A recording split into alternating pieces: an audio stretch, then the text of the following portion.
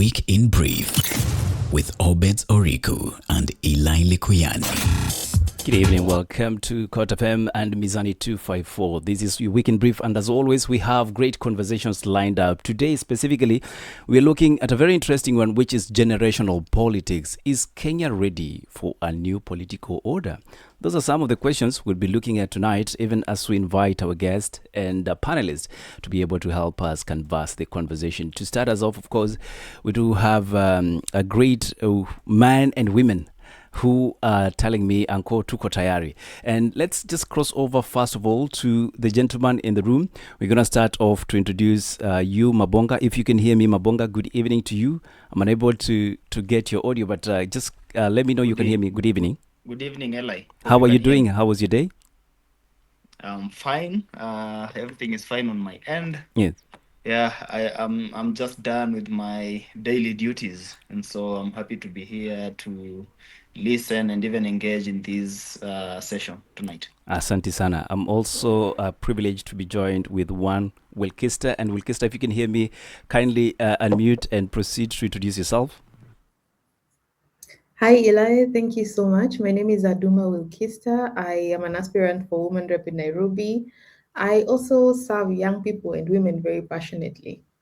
That's just a bit about me.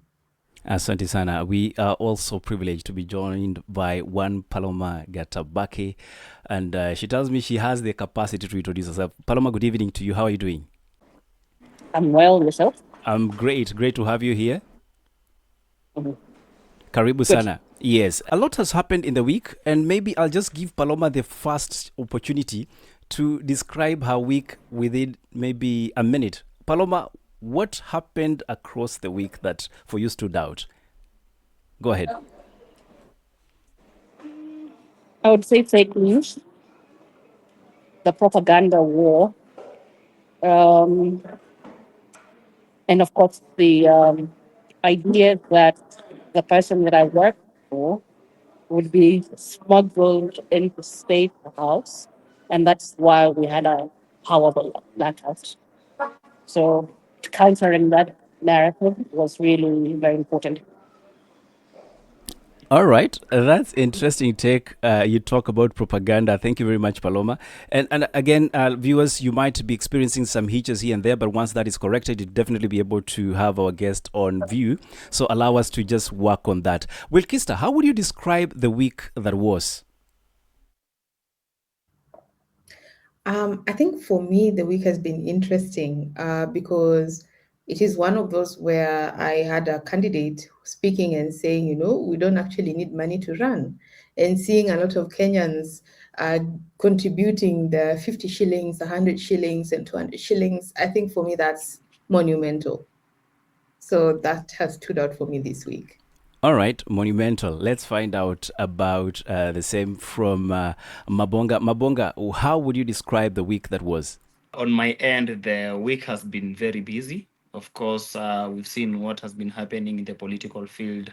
I do follow a lot that happens just to get to understand how things are going. And so I've been able to see what exactly has been happening, especially in the opposition side and even from the governmental side. Honestly, there is a lot. And if you try to switch off your social media like 10 or 20 minutes, then the moment you come back, there is a lot that are really happening and there is a lot that has changed. So personally, the week has been so busy, especially trying to catch up with the political landscape in the country. Yeah, but of course, everything has been good as I expected, of course. Thank you. Asante sana, Mabonga. Let me cross over back to you, Wilkista. And Wilkista, one question that maybe would like to define and try to understand from your own understanding. It is interesting to also note you are vying for the political office in Nairobi, which you might want to share with us. But that aside, how would you define the word generational politics when you hear that phrase? When I hear generational politics, I see a passing of baton and a change in how society and people are viewing politics, because we are looking at the different age categories that we have currently in our society and how that shifting, that change of guard has been happening through time. We're talking about the coming up of Gen Z now, and Gen Z, essentially young people between the ages of 14 to 29, and Gen Z coming into the political space with a whole big movement and shifting the politics of the country. And then we have the millennials, the ones who are between 30 to 45 years.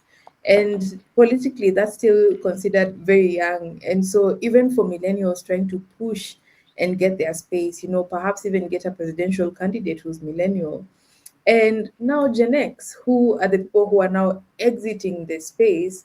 And in African politics, we know they hang on to power until perhaps someone is 70, 80. And we're talking about Gen X being between the ages of 46 to 61. And so for me, when I hear that, generational politics, it sounds to my ears like a shift, a change of guard between different age groups that are currently in our society. The other thing I also hear is cross-learning from these different people, because we right now have all of these people within the workforce. In Kenya, for example, in a farm, you're going to find a Gen Z, you're going to find a millennial, you're going to find a Gen Xer. And so it is how these people also are coexisting within these workspaces, and the same now within our politics. I think we even know that Trump's campaign was really, really fired up by Gen Z, something that is not very much spoken about. So when generational politics lands on my ears, that's what I see, is that now Gen Xers are supposed to pass on batons to millennials and Gen Z. And I feel for me that is why we have this huge unrest that we have in the country currently. Because on one hand, we have people who have, created a political system that supports them. And then now we have this younger demographic who are coming in to say, look, we don't care about how you've been doing your politics. This is our way of understanding issues. And these are the kind of solutions we want to champion and see ourselves. So that is how generational politics lands to me. Quite detailed there, and I must appreciate, of course, your understanding of the same and the in-depth that you are bringing on board. Let me talk to Paloma, who I think Paloma might be having some technical hitches there because she's on road. However, I want maybe to give the same opportunity to Mabonga. Mabonga, you've heard this word generational politics. You have been in the political field for quite some time now. How would you define this phrase generational politics from your end? Thank you so much, Eli. Personally, I feel generational politics is how different age groups play politics, and how these kind of politics try to shape them. Yeah, as my sister has said, at the moment we have different generations, from Generation Alpha. By the way, even Generation Alpha are playing politics. We can see what has been happening in Tenry School. Yeah, they really trying to enter into the political field and actualize the real politics. You see, Gen Z are coming in. Of course, we are seeking elective positions. We are seeking elective, nominations here and there. So this is, generational politics can be defined as how different age groups, different generations do play politics. And perhaps you only play politics as long as your generational interests are catered for. Yeah? When you look at the Gen Zs at the moment, their interest at the moment is how their fellow young people are going to get jobs, how they're going to be employed, because you talk of 70+% of the total population, and out of that 70%, more than 80% of that population from that generation are unemployed. So during those days when the likes of Akina Kenyatta were playing politics, they were playing politics to ensure that Kenyans actually get that freedom, they get that independence. When we came to the likes of Akina Moi, yeah, they try to shape the development of the country. Yeah, you come to Kibaki, the economic shift, and now as we speak, we've had that development. We've had that economic shift, but the young people are not getting those jobs. So we find out that each generation has something that it is of their interest, their best interest in the politics. So it is how different generations do play politics and how they do shape the game. That is how I understand. All right, how different generations play politics and how they shape the game. Thank you very much, Mabonga. And unfortunately, we're not able to link right now with Paloma. However, at a later stage, we'll bring her back onto the call. Let's move on, because so much has happened in the week, lady, gentlemen. And in my view, I think there are questions that needs to be answered. For example, we've witnessed a lot of change and we've seen young people getting involved in politics. Maybe, do we believe young Kenyans can expect, what do we believe that young Kenyans can expect from the political leaders today that previous generations were unable to deliver? And this question I'll throw to you, Wilkester. I think there's so much to expect from this generation that's different from the previous generation. I think also when you talk about generational politics, we are looking at political dynasties that have been set up in families that are well known in countries like Kenya and other countries outside of Kenya. And so we have this new demographic that are even defying the original order, or what their families would dictate for them. I mean, it's been a while since we saw a president's son or a deputy president's son step up to be elected, and they're choosing their own paths and their own issues that they're championing.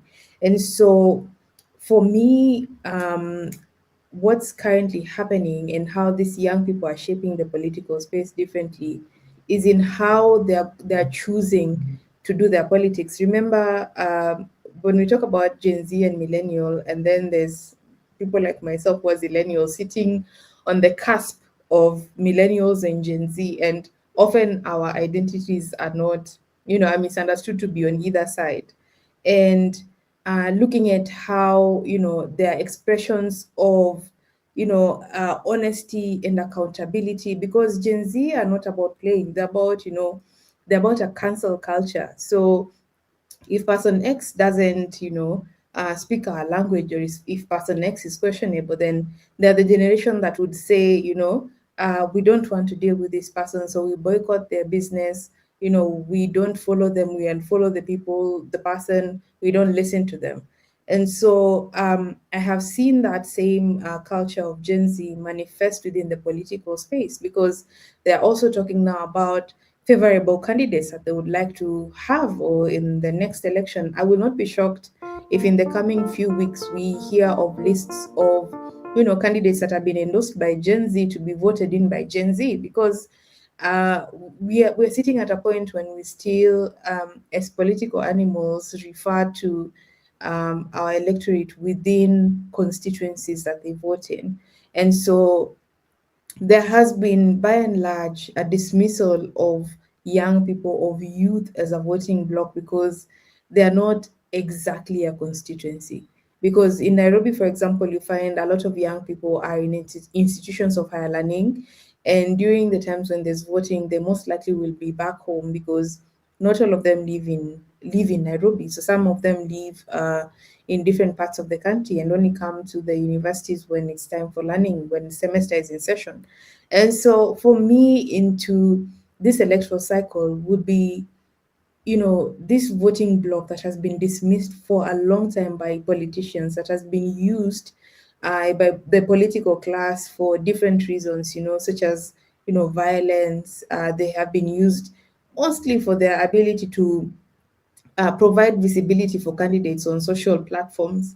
And this difference is them now saying, look, we are here setting agenda as Gen Z, as zillennials, as millennials. This is what we're tabling, and this is what we want the political class, the political parties to be carrying at the end of the day as part of their manifesto. And we want to see the same things become agenda when these people now occupy office. And I think I have had conversations of Manifesto Yetu. And Manifesto Yetu is a group, it's actually a consortium of young people who've come together, and they've gone around the country and collected views of young people. And they're saying the views that we have collected here from young people are what now young people are tabling to political parties and saying, look, if you're a political party and you're saying you're pro youth or you're pro championing progressive policies, then here are the demands of young people from across this country, from all the 47 counties. And that model for me has communicated so much in terms of how politics is going to change and how agenda is going to be shifted. And earlier I mentioned my monumental moment this week was when, one of the aspirants, okay, he hasn't actually declared, but Yeah. one of the hopefuls that perhaps we as a country expect to run for president said, people are talking about him not being able to afford to run for presidency, and that's another thing altogether. But look at how people have come together to say, this is our candidate and we are fronting him and we are going to support this person. Putting in 10 shillings to get 6.5 million is not a small amount of money.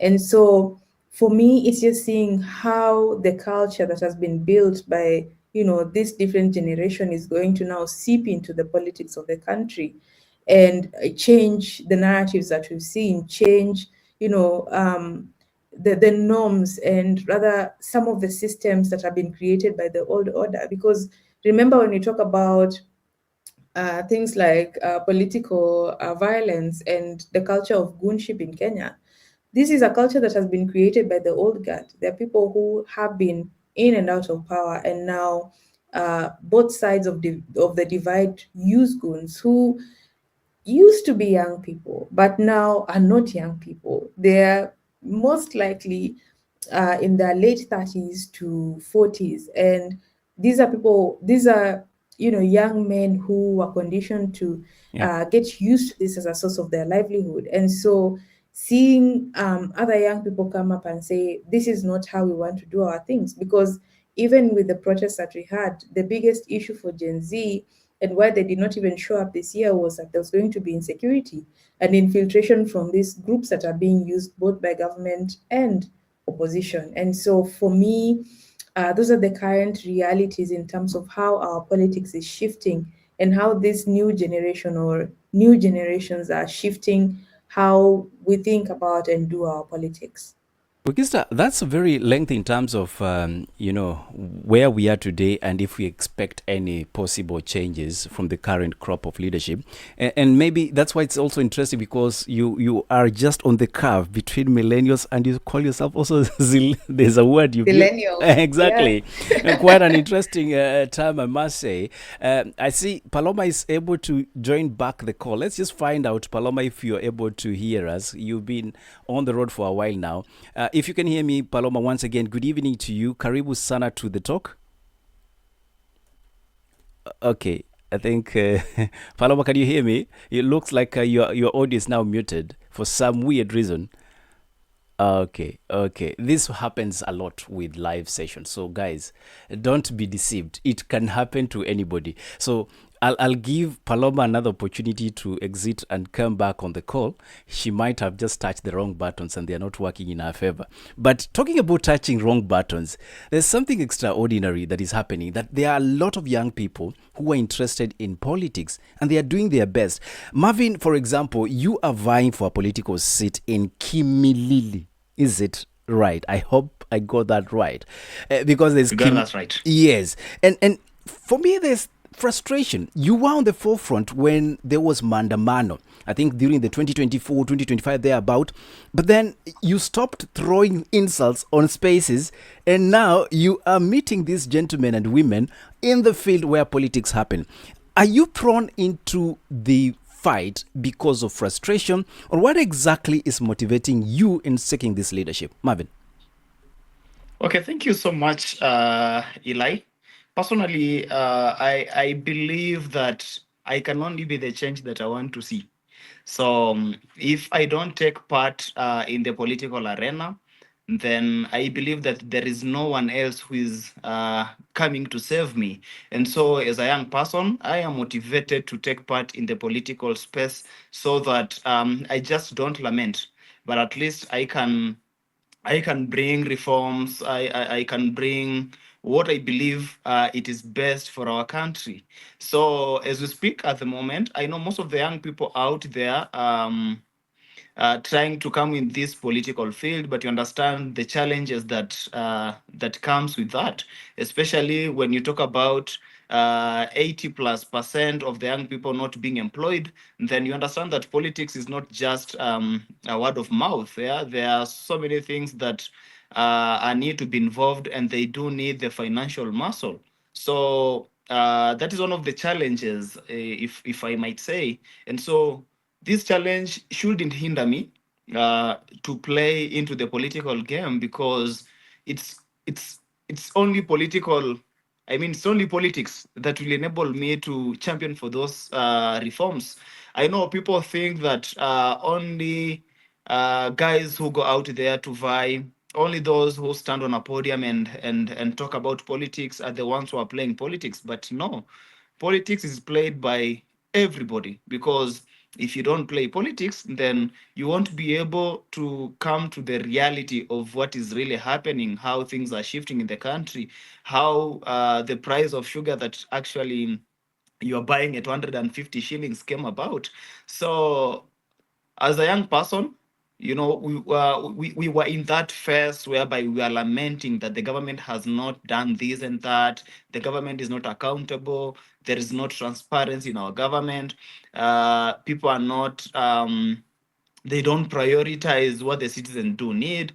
Then, if I leave these people in that field, there is nothing they're going to change. So it's up to me as a young person to also step forward to come and seek for an elective position, because change most of the time it do happens in the parliament. Yeah.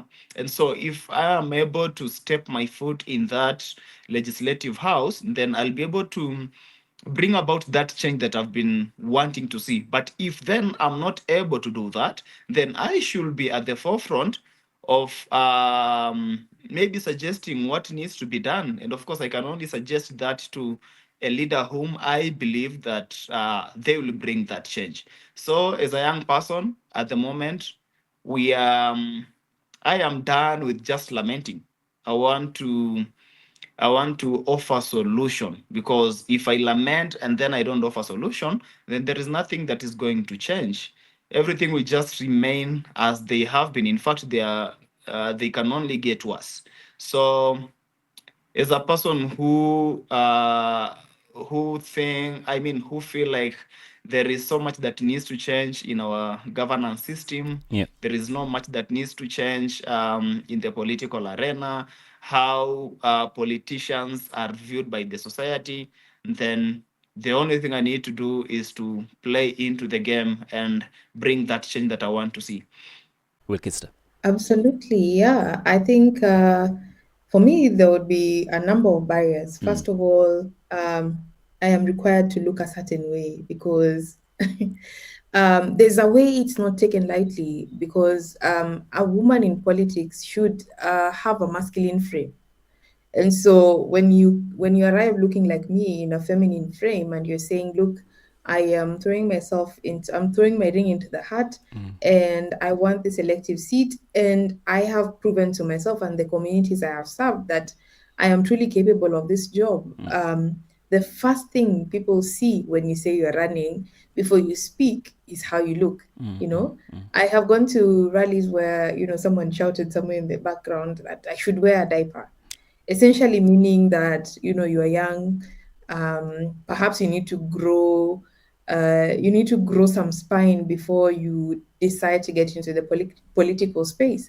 And I think it's both women and men alike. And even for me, let me also take this moment to tell my brother Mabonga congratulations for also throwing his hat into the ring, because if you don't present as a wife, if you don't present as a mother, particularly for the woman rep role, because you will hear the coining of slogans, the coining of nicknames as mama this, mama that, and we have reduced the role of the woman rep to a mothering role, as opposed to the role where a woman goes into parliament to legislate issues and matters that are pertinent to the development of women, and the enabling women to participate in different economies and different social setups. just through policy and legislation. And this role truly is not about being someone's mom. It's about being able to, carry to heart what women are feeling, carrying to heart what young people are feeling, and saying, carrying to heart what marginalized groups are going through, and bringing that to the floor of the house in terms of legislation, in terms of oversight, and in terms of policy making in general. And so for me, that's the first barrier. You must look a certain way. If you don't look that way, then there are going to be questions. I saw my picture up on a poll asking who do you think would be the woman rep here. And true to that, when you read through the comments, you'll see the most masculine woman in that poster is the one who's being favored to be the candidate that then would carry the role of the woman rep. One, because they do not present as quote unquote slay queen. And so for some people, unless they hear you speak, unless they hear your ideas, then they brand you that before you even say anything. And so that for me is a big problem. Two, you need to have deep pockets, and you need to demonstrate you have deep pockets, because what happens when the voters realize you don't have deep pockets is they now decide to dismiss your ability to lead, and they dismiss it on the basis of whether your campaign budget, you know, is fat enough to fund the kind of campaign that they would like to see. Because remember, we were also talking about an electorate that has been conditioned to tokenism, that has been conditioned to handouts.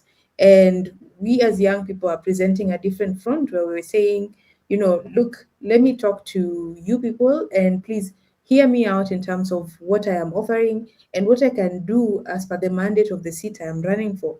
And so that's also a really, really, really big problem, because when you look at campaign budgets, young people are not going to have the kind of money that people who are pilfered public coffers have currently. And it is truly a pity, because when you travel to different countries in this world, being a politician or representing people, representative politics that is not about how much you can give people. It is not about how much money rather you can give people. It is the question of whether you're able to serve, and whether you're going to serve the interests of people using, very different kind of ideologies that then would make sure that common good is at the center of the things you're doing. And so those two are huge, huge barriers when it comes to a young person, a woman running for elective office. And for the record, people don't even think I'm a mother because I don't fit into the typical way in which people want to see mothers present themselves. And so it's a bit of a challenge that now we are navigating in this space. Remember, the electorate we're talking about is still very much with the old conditioning, and they're not in with this new thinking that we're saying this generation is driving a different conversation. And so these barriers that I've spoken to you about now are really, really a big hindrance. There are a lot more. There are a lot more, which I would like to say cuts across different demographics, particularly young people, young men and women alike, who are trying to run for political office. I'm sure there are places where young men would be asked questions like, "Are you married?" Because if you're not married, then that means that you're not able to take care of your own family. Then that translates to you're not able to take care of um, the office, or rather the people that then you want to go ahead and represent. And it is false in a lot of ways, because there are people who have never married, hold leadership positions. I mean, even the Bible itself had people who were consecrated to the service of God, and not, the other things that then the ordinary folk would seek in the days of old. And so I think it also calls for the electorate and the people who perhaps are even listening to this to consider candidates differently. Please listen out to what the candidate is presenting, rather the aspirant is presenting to you. If there are policy propositions that then align with the needs that you have, then it would make sense for you, for me as a voter, to then, make that wise decision, as opposed to tokenism. And because by and large, the office of the woman rep has been reduced to the distribution of sanitary towels. And when you look at that issue, it's a big issue because when you travel, there are places where you dispense a sanitary towel for free at a public washroom. And the office of the woman rep has the ability to table legislation that can even make these sanitary towels either zero rated from tax or even free completely, so that then school going girls are able to access this, sanitary towels. And so it's how people don't, see at the end of the day how tokenism is affecting us and how it is making us a little bit very short-sighted in terms of the gains that we're hoping to have. And so for me, I would say those are the big barriers right now, and there are a lot more. Masculinity plays a major role. Money also is another issue. And what I've found a bit challenging is that we all discuss and talk about change. We desire to have change, we desire to influence change, and eventually we become part of the system. And the temptation is high. Mabonga, I want to listen to your perspective as a gentleman and equally as a young person who is ambitious enough to dare and become part of the clique that we've been criticizing for too long. What is this that you're doing differently that will avoid you becoming part of the problem you're trying to resolve today? First of all, I appreciate Wilkista for her insightful, um, for being so insightful. I do agree with her that there is a lot of dynamics that are hindering, especially the young people, to participate in politics. Yeah, for her being a lady, of course, people want to see her having a family, getting married out there, having a child, having a lot of money so that they can be able to entrust her with that seat. I think that is a traditional way of thinking, because during those days, I mean, our forefathers and even our parents used to measure a leader by how much they have, how much cows they have, how much wives they do have, how much the number of children they do have. But we have really changed. At the moment, we are talking about technology, the shift in technology. If a leader is able to understand the kind of things that are really shifting, then that person needs to be given that chance so that they can be able to tap in and bring about that change. But we shouldn't be giving mandate to people because they're married, because they have money. If you're going to do that, then tell me how many Kenyans are going to occupy those leadership positions. How many people are able to do that, but because they don't have money, so they are not able to be given that mandate. Most of the time you are saying so and so must go because we haven't seen them being productive to us as a nation. We haven't seen them actually bringing out what exactly we expected them to bring when we entrusted them with the political offices. So, you see, we always go to the street because we feel like the current crop of leaders are not accountable. The current crop of leaders, they're not that transparent. So, as a young person seeking to enter into this political field, first of all, I want to be as transparent as possible, and I can only be that transparent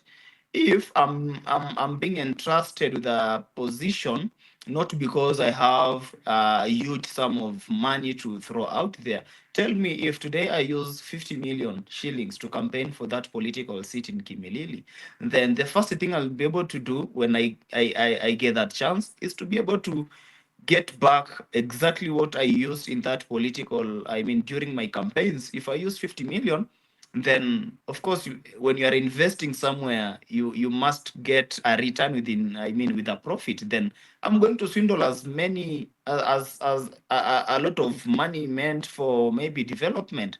That is what is happening with the current crop of leaders. So personally, as a young person, I'm not looking into my pockets. I'm not looking how much do I have in my pockets for to enable me to hold that political rally in Kimilili, maybe to enable me to reach out to that Mama Mboga and talk to her. So what I'm doing is I'm not bribing the voters, as what has been happening. So the moment they will entrust me with that position, I haven't used that much to bribe them. Then the little that I'll get possibly on allocation, I'll be able to utilize it on development. I'll be able to utilize it on what I promised them in my agenda, in my manifesto. So that is the different thing I'm doing at the moment. You saw what happened in my constituency yesterday. Yeah. The current sitting member of parliament was actually, I'm told, was chased away by rogue young people and the constituents because he decided to come to a political rally, spoke to the people, and then he decided to give a few of them some money. We call it bribery. But then the rest of the people, they were not be able to get that. So people became so furious. So at the moment, it means that when he wants to hold such a rally, then he needs to have as much as possible so that he can be able to distribute. Where are those money coming from? Where are those money coming from? Yet a member of parliament is only given around 700,000 as his salary, but he's paying over 5,000 people coming to a rally. That money is coming from our coffers. It is meant for development. It is meant for bursaries, yeah, through CDF. So it means when he's coming back again after getting that elective seat, then um, he's going to steal from us because he has been able to use what he believes it's his. So, as a young person, I don't want to bribe my voters. As a young person, I don't want to hold big rallies with big SUVs, big Prados here and there. I just want to be as unique as possible. I just want to be as simple as possible with the little resource that I have, so that when I get this position, I'm not able to get my hand into what is meant for development, what is meant for my constituents. So that is what I'll be able to do. And if I do that, you'll never hear anybody coming out to say Mabonga must go. We are doing that because we believe these people are swindling what belongs to us. We don't have jobs, it's because they are swindling what belongs to job creation. We are missing out of school because they have actually turned things around. If you don't have money, then you're not be able to get education in our country. If you don't know someone in the government, then if you go to that interview, it's just formality. That is why we are saying they must go, so that we can be able to bring in crop of leaders that are able those who meet Article 6 of the Constitution in terms of integrity to occupy those leadership positions. Eli. That is quite detailed in terms of why these people must go. And specifically, Mabonga, you are saying if you invest, you need a return on investment. Now, I'm going to give an opportunity to both of you to actually engage me, and maybe from the woman's perspective as a leader, and also from the gentleman's perspective as a leader, and that is upcoming leaders. What do you think your colleagues should do different because they are men? And what do you think the colleagues that are ladies should do different because they are ladies? And I know this is something that the two of you never prepared for, but you interact with these people. So, yes, let's start with you, Wilkista. You can address Mabonga because he is a Mheshimiwa in the making. That's very interesting, Eli. Actually, that one caught me off guard. I mean, I have a lot of things to say, but I'll say the ones that sound sane for now. I think for me, it's meritocracy.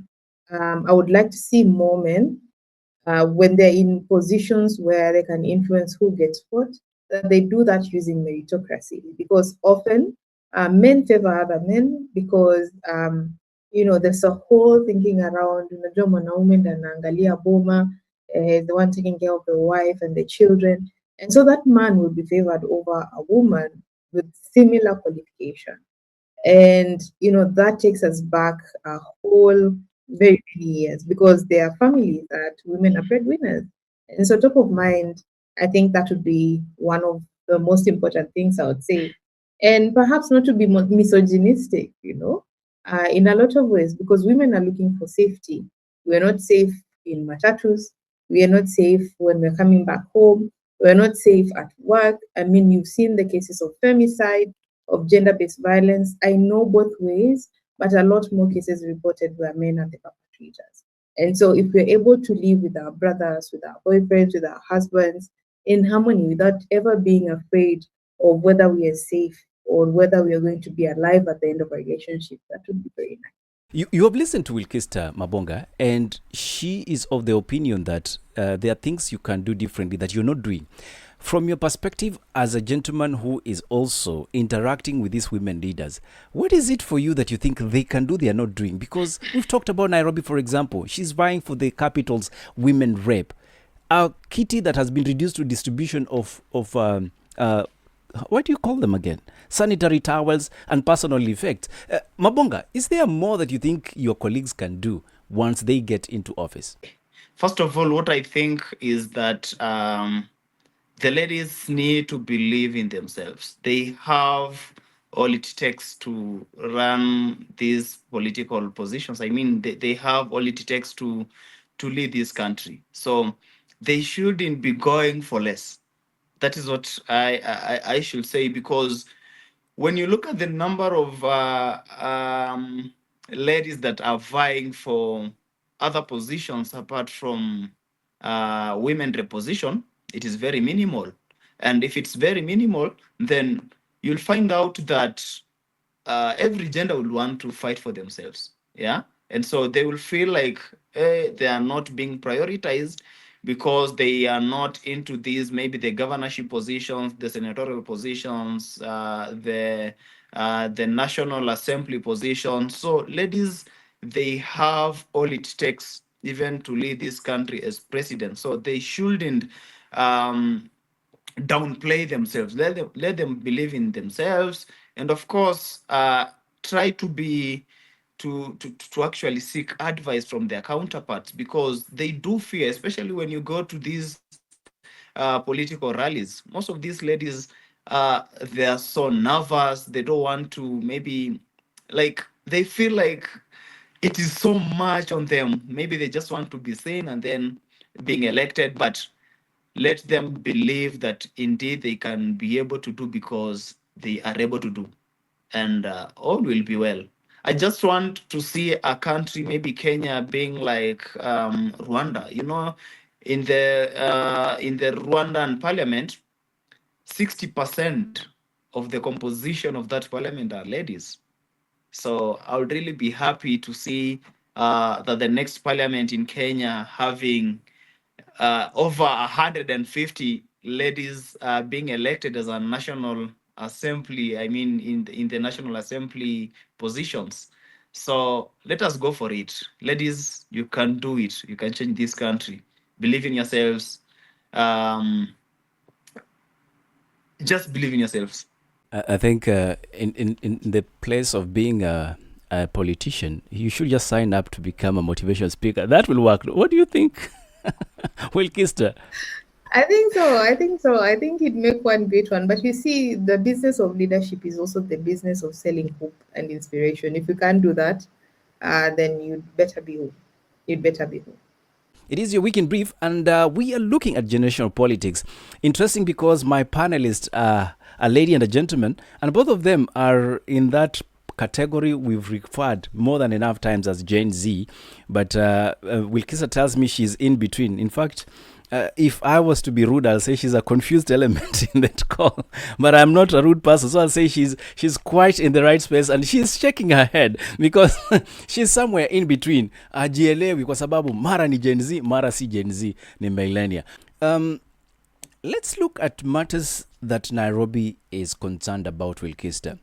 There's been an issue of housing. We have talked about unemployment, which in this case contributes to insecurity.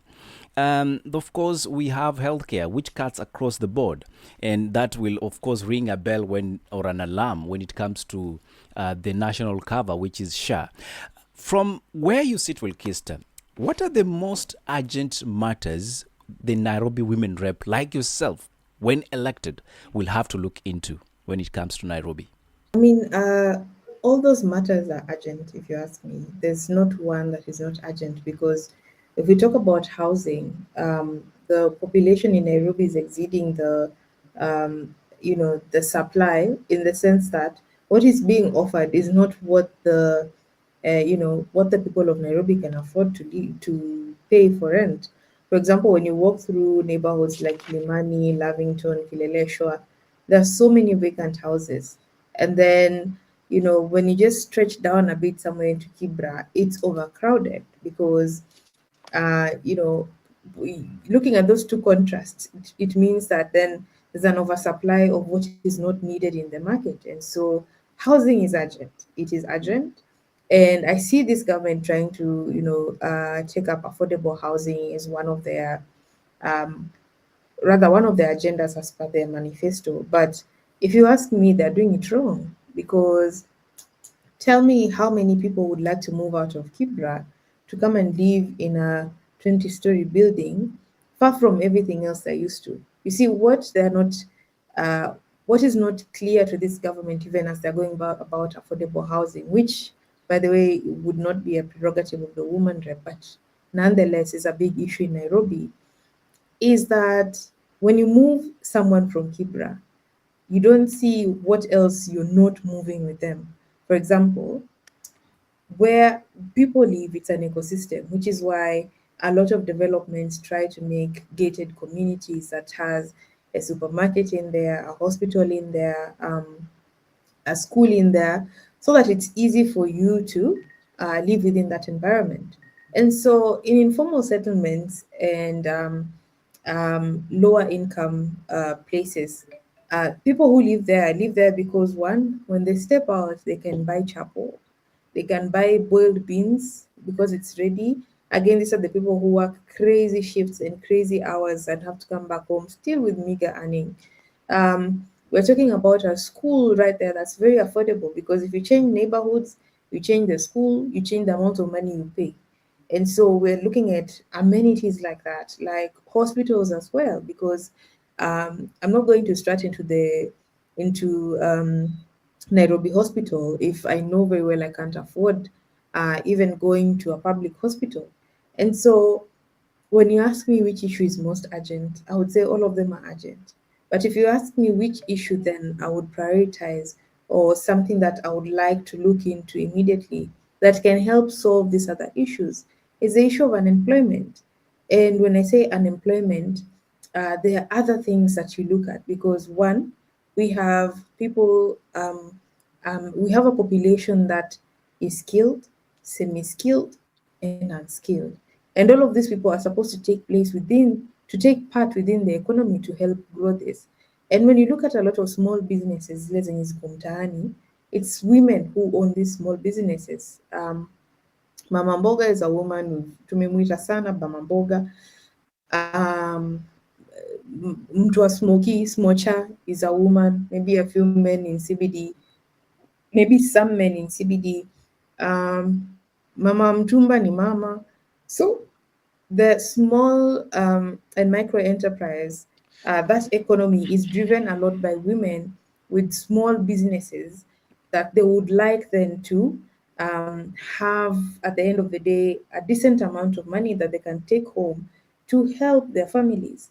Again, if it's in a household where it's a family, when the man is going out to get perhaps their daily living through boda boda or kazi ya mjengo, and a lot of men chance actually, which is something that sometimes I also empathize with because if they don't have a job, they'll just leave. It doesn't matter. It doesn't matter what they are going to bring back at the end of the day, but they live with the hope and decision that they're going to get something to bring back home. Women, on the other hand, are the ones running these small businesses. And what we actually don't know is a lot of households in this city are run by women. A lot of breadwinners in this city are women. And I'm not talking about breadwinners in Lavington. I'm talking about breadwinners who live in informal settlements, breadwinners who live in lower income households. And that's something we don't see. So for me, when I look at the issue of housing, the issue of healthcare, the issue of education, I all see through the lens of creating livelihoods, and livelihoods that are decent enough for families and households to be able to afford at least 3 meals a day, to be able to afford a roof over their head, to be able to afford school for children. And so for me as woman rep, one of the things that I will prioritize is to make sure that one, the funding that is there for affirmative action, GAF, reaches the intended beneficiaries, because there are so many women who already have small businesses that can be bolstered by just injecting small amounts of money, rather small amounts of money to help them just perhaps get more stock, perhaps help them to also increase their skill set in terms of how do I maintain a ledger, how do I know hii ni pesa ya soko, hii nimeuza, this is my profit,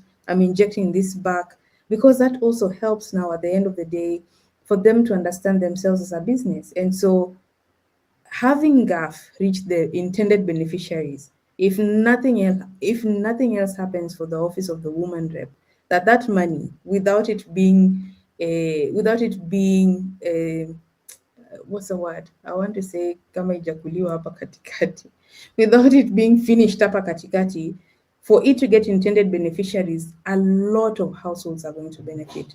So many households are going to benefit. And that access to resource will give access to healthcare, because now I am able to pay for an insurance policy that I can afford. I've seen insurance companies launch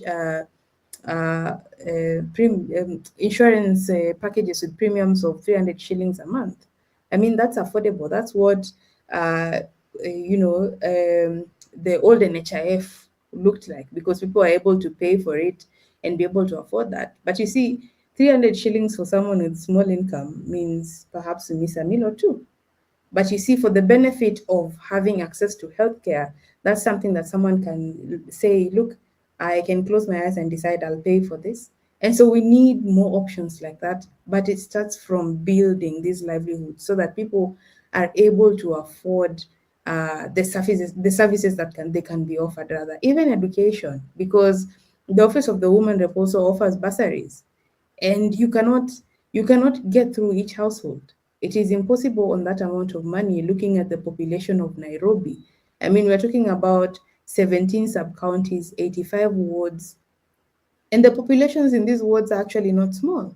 And so how do you make sure that every child who's not able to get to school can go to school? How are we making sure that households that have single parent or single income are able to get to school, you know? And so if we solve the issue of livelihood, then the other part where we bolster and help with bursaries then becomes only an add-on to the very people who are needy in our economy and in our society. And I don't know why leaders don't carry this in their hearts, because if I think of myself, if for some reason I sit home and I'm not able to get to school because someone ate the money that perhaps could have helped me get to school for a year, it is very sad. It is very, very sad. And so I think for me, that would be my starting point. It is not the only solution that can be offered by the Office of the Woman Rep, but it is one of many towards helping them access all the others. Well, Kista, thank you very much. Today it looks like we are having more of not so much politics, but very intentional leadership conversations. I expected you'll come here and say, Kumi, tena, sorry, my bad. And that's something Mabonga will say. Mabonga. Yetu ni new term, fresh term. Hatuko hii term ama hii term. It's new term, fresh term. But that's the problem. Is there any fresh term that is coming? Because I'm struggling to get the terms. Maybe there are more conditions than the terms. Terms zinakuja. I mean, Mabonga is here, I am here. We are here. All right.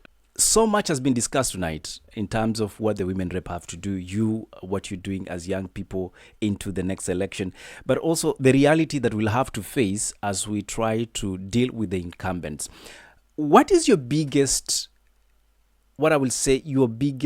impediment towards your dream as a young leader, and you think if some things are done right, you as a leader, you'll get it right come 2027? Eli, the last time I was an engineering class, I never came across the word impediment. Would you kindly Well, Kester, do we need to do some grammar class? I think yes, it's important. Mabonga is last time- having a demagogue's moment. Yeah. the last time I was in an engineering class, I only heard of voltage, current, Hooke's law, impediment. Okay, Mabonga. Anyway, On a serious note. Anyway, Eli. Anyway, what I think that the citizens needs to do right, to get it right, so that we can have a better country, is that they shouldn't elect people based on what they have. And I think we've been having these, I mean, based on what they have in their pockets. We've been having this conversation. They should elect people based on their integrity, based on what they're going, I mean, they're coming to offer differently from what the leaders that are there have been offering. If we elect someone who is more corrupt that this guy that I'm seeing on that screen, then honestly, how are we going to realize a better country? Let us, we as citizens, if we're not seeking elective positions, then let us entrust these positions to people who have integrity, people who are coming to challenge the status quo. But if you're going to entrust those positions to people who are coming to sing choral verses for those who have been there before, then we are not going to have that better country that we have been yearning for. So the citizens should be able to wake up. They should be able to give this country a leadership that has never been there before, a leadership that actually understands the challenges that the common mwananchi is facing, a leadership that is not state captured, a leadership that understands their roles, because we have been giving people positions there. Someone has been elected on an executive position, but they seem to be playing they seem to be playing roles that are meant for the legislatures. They seem to be playing roles that are meant for the judiciary. So let us entrust these positions to people who actually understand what their roles are. If I'm a president, then I should be able to lead the cabinet. I should be able to lead the executive. I don't necessarily need to put my hand in the parliament so that the bills can be able, I mean, those bills that are being passed in that parliament are actually reflecting my image rather than the image of the citizens. So that is what Kenyans needs to do. But if we are going to give these people position because someone is a son of Mukasa somewhere, then honestly, we are not going to realize what exactly we need to get as a country. If you believe that Mabonga can be able to get into that parliament and table good bills that will actually transform Kimilili and other 298, 288, 89 constituencies, then give him that position. But don't just give Mabonga a position because their father was so and so in a community, because Mabonga come from. In fact, there is a constituency in Kisii that elected their member of parliament because that member of parliament is an orphan. Being an orphan should not qualify you to being elected. Yeah, you need to have ideas. You need to have ideologies that actually favors the common citizen. Someone should not elect you because you are a son of a president of a former president. Someone should not elect. We should not elect a person because they speak fluently on that floor of the house. Let us elect people who have ideas, even as much as they are not able to possibly do it verbally, but they can be able to actually do it practically. Let us give those people a chance.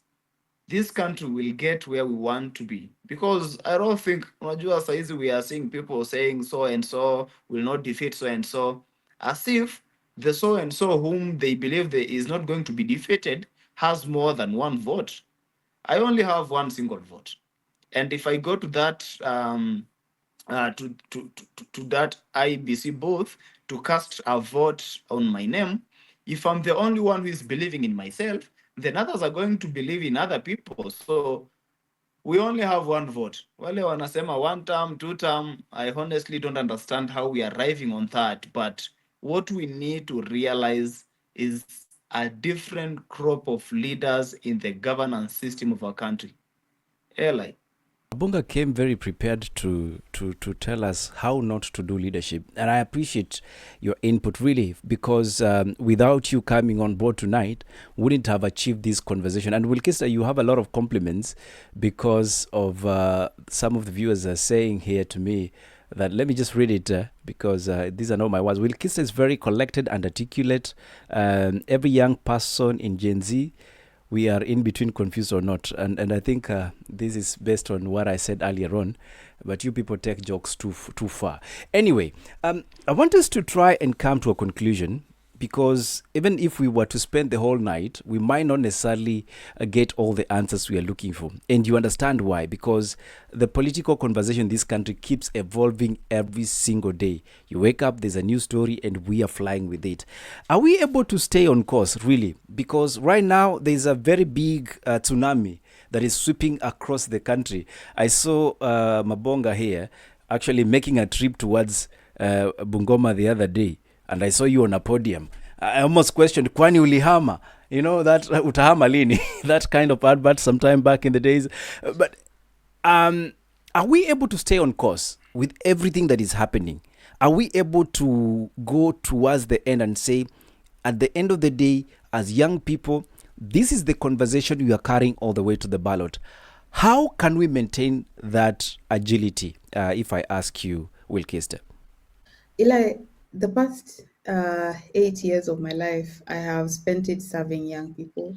I have spent it serving women. And I have been in countless rooms training young people, training women on their rights, on their leadership journeys. I mean, I can walk into at least 40 counties in this country and meet one person, at least one young person that I've trained. There could be more, but at least one person will come back and say, you trained me once, or you touched my life in this way, or you shaped my leadership journey.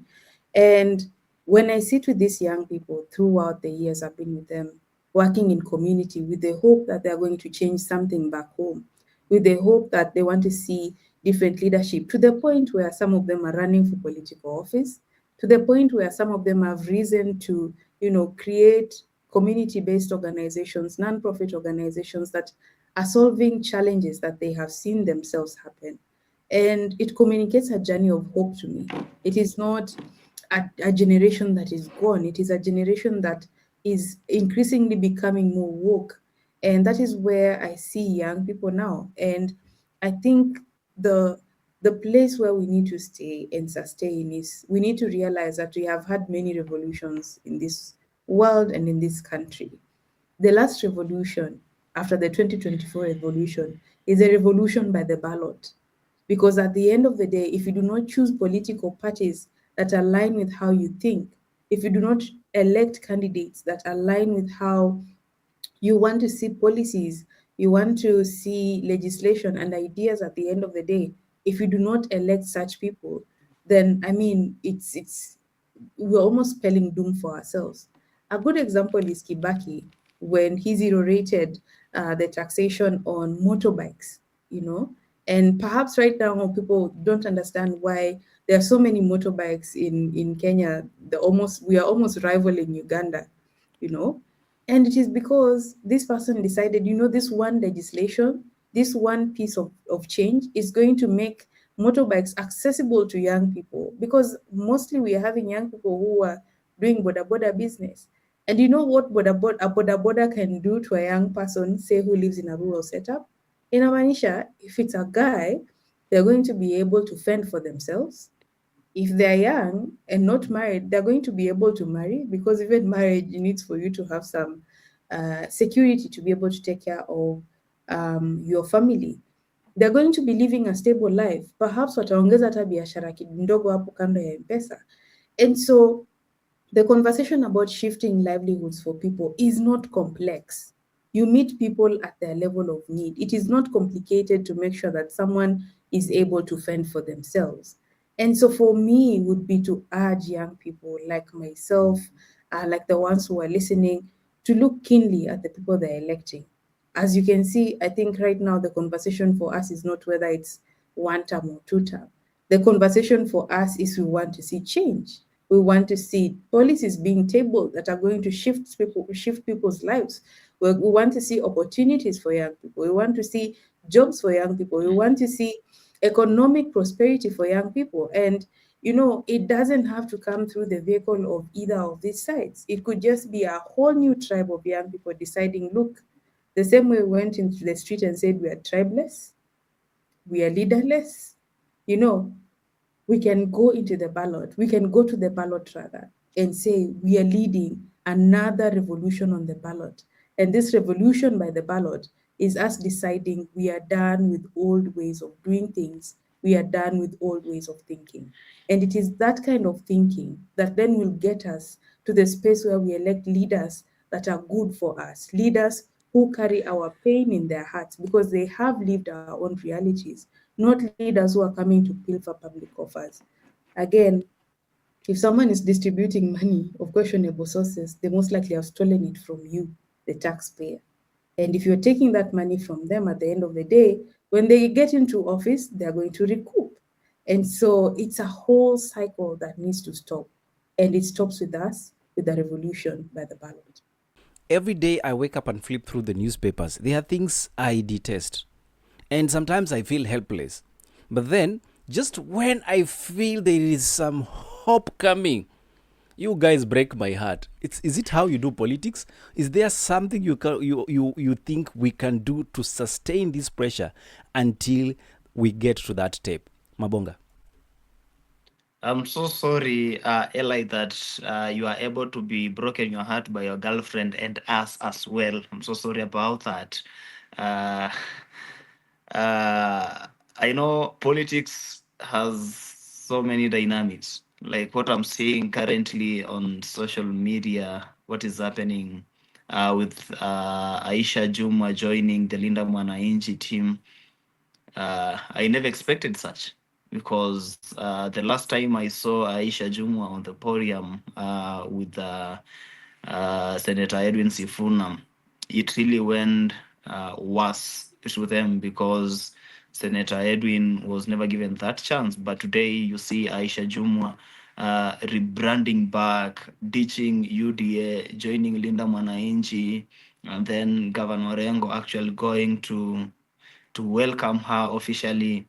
Politics at some point, it can drain you because at some point for us young people, we really want to see gradual change. We really want to see total change. We really want to see that these positions are occupied by different bloods. But then at the end of it all, we see different bloods, and even the same crooks who were there before are still making that comeback and being welcome. So I understand that you can be heartbroken. But you see the task ahead of us. If we cannot unite people from different walks of life, then we are not going to see that change. At some point, there is use and dump in politics. I understand that because I've been able to play politics in campus. People can use you and at the end dump you. So what if we use these bad leaders who have good following to get their votes, and then at the end of it all, we say bye bye because you're able to do this and that. So perhaps maybe that is one of the ways that is going to be played. But I believe that we really need to sustain that momentum. We can only sustain that momentum if we keep on engaging on such platforms. Because if we don't engage in such platforms, then whatever happened in the recent past is going to be diminished and will not be able to get to remember what happened. So we need to keep reminding Kenyans that indeed the current regime that we are having, it really did some very unimaginable things to the common citizens. By doing that, then we are still going to sustain that momentum. We really don't need to buy into their way of doing things. We really don't need to buy into their ways of playing politics. If we have been able to identify ourselves, we want to win these elective seats by not bribing people, then let us just do it. I have a chart in my house which says um, success is as a result of consistency and passion. If you are passionate about change and you become so consistent about it, then the end result is going to be that change. So we are citizens. Let us remain on the course. Yeah, let us not be distracted with whatever is going on in the political class, especially those who have been there before. Let us maintain our course. Yesterday, as the president was addressing the nation, we listened to him, and at the end of his address, we really didn't understand the kind of message that he was trying to pass across, because there was no kind of tangible information that we as citizens could actually sit down, reflect into it, and say, our president has said this and that. Yeah, it's like it was just reminding us that he's a president. So he came to do a presser. After that, he left the burden on our side to actually try to figure out what he has said. So citizens needs not to be distracted. Let us not be distracted by what is happening. Don't be distracted by Aisha Juma joining Linda Mwanainchi. Don't be distracted by Edwin Sifuna meeting Kalonzo Musyoka. Don't be distracted by Maraga meeting someone somewhere. Just remain on the course. And Kenyans need to understand that the house that really has the weight is that parliament. If we can be able to occupy parliament, then we'll be able to realize that change. Just imagine having someone like Maraga, a very good leader with integrity, a person who says he'll do this and that, and actually you believe him, and then you give him that position.